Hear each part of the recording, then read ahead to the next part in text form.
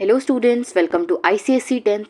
सो आज हम देखेंगे कि तुम्हारा जो क्लास 10th का सब्जेक्ट है फिज़िक्स, उसे तुम्हें कैसे पढ़ना चाहिए कि तुम उसमें 100 आउट ऑफ 100 स्कोर कर सको और तुम्हारे बहुत बढ़िया परसेंटेज हैं तुम्हारे फिज़िक्स में।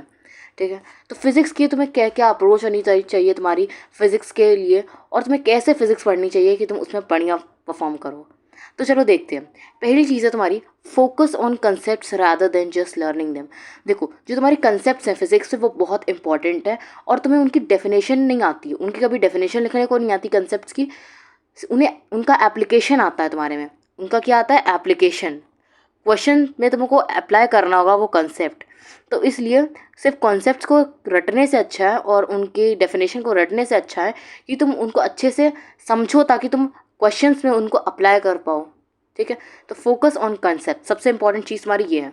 सपोज करो जैसे तुम्हें तुम्हारे इलेक्ट्रिसिटी जो चैप्टर है, इलेक्ट्रोमैग्नेटिज्म जो चैप्टर है, उसमें दिया है फ्लेमिंग्स लेफ्ट हैंड रूल।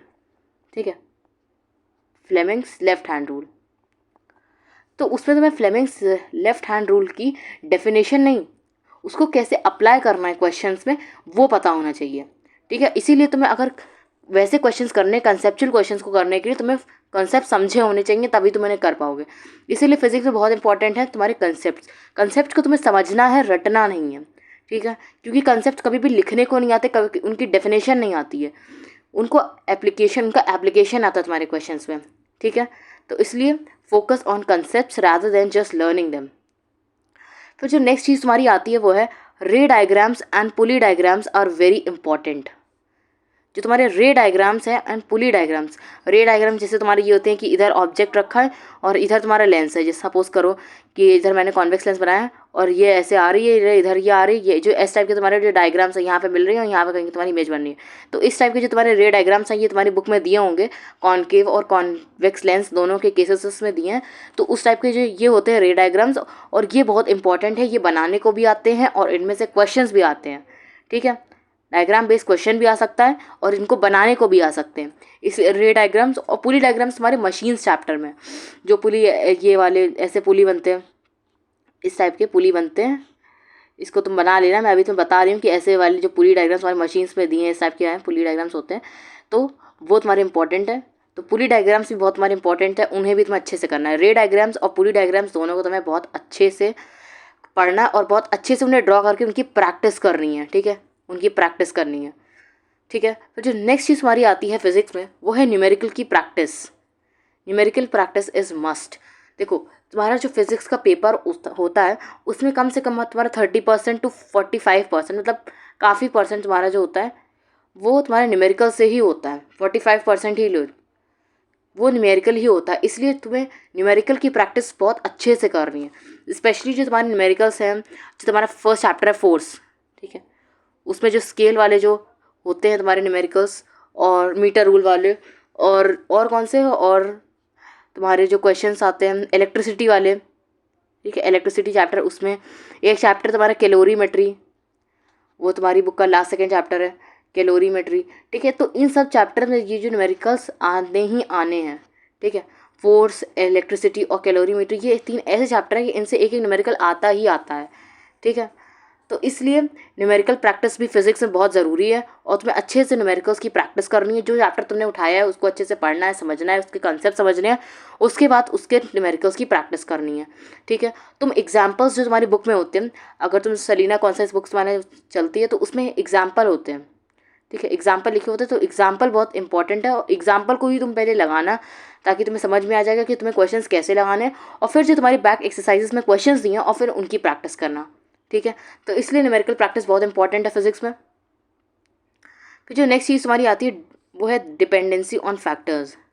देखो, डिपेंडेंसी ऑन फैक्टर्स का मतलब है जैसे तुम्हें कोई चीज़ दी जाए, कोई टर्म दे दिया जाएगा और उसे तुम्हारी बुक में लिखा होगा, और उसमें ये लिखा होगा कि ये इस पे डिपेंड करती है, इस पे डिपेंड करती है, इस पे डिपेंड करती है, और दिया होगा अगर ये इंक्रीज़ करता है तो ये डिक्रीज़ करता है, ये डिक्रीज़ करता है तो ये इंक्रीज़ करता है, मतलब इन्वर्सली प्रोपोर्शनल है, इसके डायरेक्टली प्रोपोर्शनल है, और ये इन फैक्टर्स पे डिपेंड करता है, ये बढ़ाएंगे तो ये कम होगा। जो इस टाइप के फैक्टर्स हैं ये बहुत इंपॉर्टेंट है तुम्हारे फिजिक्स में, है ना। सपोज करो तुम्हारा जो लाइट चैप्टर है उसमें दिया है रिफ्रैक्टिव इंडेक्स। ठीक है, क्या दिया है? Refractive index. ठीक है, और रिफ्रैक्टिव इंडेक्स में दिया है कि वो किस पे डिपेंड करता है? टेम्परेचर पे डिपेंड करता है। ठीक है, किस पे डिपेंड करता है? टेम्परेचर पे। और ये लिखा है कि अगर टेम्परेचर बढ़ेगा, ठीक है, अगर ये इंक्रीज़ होगा तो ये डिक्रीज़ होगा, ठीक है। तो ये भी बहुत इंपॉर्टेंट है। ये जो जितने भी तुम्हारे फैक्टर्स दिए हैं, ये वाले क्वेश्चन तुम्हारे ज़्यादा लाइट में दिए हैं, ठीक है। ये फैक्टर्स वाले जो जितने भी पॉइंट्स हैं, ये सब तुम्हारे लाइट में मेन दिए हैं। तो तुम्हें लाइट को बहुत अच्छे से करना है। लाइट तुम्हारा एक इंपॉर्टेंट चैप्टर है और इसका अच्छा वेटेज होता है तुम्हारे फिजिक्स के बोर्ड पेपर में, ठीक है। इसलिए तुम्हें ये जितने भी फैक्टर्स हैं वो तुम्हें बहुत अच्छे से करने हैं सबके, ठीक है। फिर और क्या आ जाती है? Learn all the formulas thoroughly. जितने भी तुम्हारे बुक में फार्मूला दिए हैं वो बहुत इंपॉर्टेंट है, क्योंकि जब तुम्हें फार्मूला पता होगा तभी तुम क्या कर पाओगे? न्यूमेरिकल्स। तुम फार्मूलाज के बिना न्यूमेरिकल्स नहीं कर पाओगे। इसीलिए तुम्हें सबसे इंपॉर्टेंट न्यूमेरिकल्स को करने के लिए तुम्हें क्या पता होना चाहिए? फार्मूलाज। इसलिए तुम्हें फार्मूलाज को अच्छे से रिमेंबर करना है, अच्छे से मेमोराइज करना है, ताकि तुम न्यूमेरिकल्स अच्छे से प्रैक्टिस कर सको, ठीक है। फार्मूलाज हमारी बुक में जैसे तुम्हारे फर्स्ट चैप्टर में दिया होगा moment of force is equals to force into perpendicular distance, ठीक है। तुम्हारे वर्क वाले चैप्टर में दिया होगा work is equals to F S cos theta, ठीक है। तो ये सारे तुम्हारे फॉर्मूला है, जब तुम्हें ये पता होंगे तभी तुम इनके रिलेटेड जो चैप्टर है उसके न्यूमेरिकल्स कर पाओगे, ठीक है। तो इसलिए तुम्हें फॉर्मूलाज भी अच्छे से रिवाइज करने हैं, और जो तुम चैप्टर उठा रहे हो उसके पहले उसके फॉर्मूलाज अच्छे से लर्न कर लो और फिर उसके न्यूमेरिकल्स लगाने बैठो, ठीक है। चलो और चीज़ क्या देखते हैं? और लास्ट चीज़ हमारी आती है प्रैक्टिस प्रीवियस ईयर क्वेश्चंस, जो तुम्हारे इंपॉर्टेंट है, मस्ट हैं और तुम्हें लगाने ही हैं, ठीक है। प्रीवियस ईयर क्वेश्चंस का बेनिफिट ये है कि तुम्हें ये पता चलेगा कि बोर्ड जो है वो कैसे क्वेश्चंस फ्रेम करता है और तुम्हें कैसे उन क्वेश्चंस को सॉल्व करना है। तुम्हें प्रीवियस ईयर क्वेश्चन सारे लास्ट 10 ईयर्स लगाना। जब तुम अपना कोर्स कंप्लीट कर लो, तुम नवंबर तक अपने सिलेबस कंप्लीट कर लेना, फिर ताकि सिर्फ 10 ईयर्स लगाने का टाइम बचे। और तुम्हें कितने लगाना? लास्ट 10 ईयर्स लगा लेना। अगर तुमने लास्ट 10 ईयर्स लगा लिए हैं और तुम उनमें बढ़िया स्कोर कर रहे हो तो समझ लें तुम्हारी अच्छी तैयारी हो गई है बोर्ड की, ठीक है। तो लास्ट 10 ईयर्स इसमें इंपॉर्टेंट है, प्रीवियस ईयर क्वेश्चन इंपॉर्टेंट है। और जब स्पेसिमेन पेपर आ जाएगा तो उसका भी वीडियो सोल्यूशन में तुम्हें मेरे चैनल पर मिल जाएगा जल्दी, ठीक है। तो ये सब चीज़ें तुम्हें फॉलो करनी है जिससे तुम अपने फिज़िक्स के पेपर में अच्छा परफॉर्म कर सकते हो और उसमें बढ़िया स्कोर कर सकते हो, ठीक है। आई होप कि तुम्हें समझ में आया होगा कि कैसे तुम्हें अपने फिज़िक्स की तैयारी करनी है और कैसे तुम्हें इसे पढ़ना है।